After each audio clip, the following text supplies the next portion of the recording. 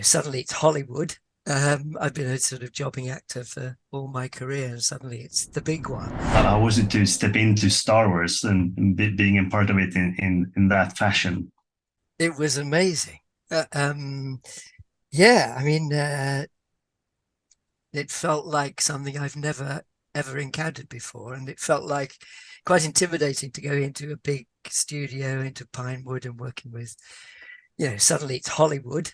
I've been a sort of jobbing actor for all my career, and suddenly it's the big one. And of course, Yeah. then with all the nerves, you go in with all the nerves and the expectations and the fear. And actually, of course, everybody's lovely and normal and very down to earth and very welcoming. And it's just another job. But what was great was it was a brilliant script, as you know. Tony Gilroy's script was extraordinary, and a pleasure to speak his words. And the first thing he said was, "Don't think Star Wars, think John le Carré." I really feel like the show kind of stands out of the Star Wars bunch. It The happens genre. to be set within that universe, but it doesn't necessarily feel like any of the other shows at all. So I think that that's a good Yeah, call to because it's a lot of like the other Le Carré movies and shows that we've seen throughout the years. yes, yes. He's much more interested in people, human interaction and the little betrayals and alliances that make the human condition.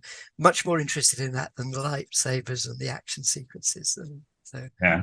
It's used like some just sprinkle it at the right moments, but yes, that's not yeah, being the main story. So I like that, yeah, and your part in particular as a kind of someone working within a major organization, trying to do the right thing within his own circumstance, yeah. but clearly being on the wrong side of things at Yes. the same time. Absolutely, absolutely. And I love those parts that are complicated, as we all are. They're much more interesting than just being a baddie or a goodie.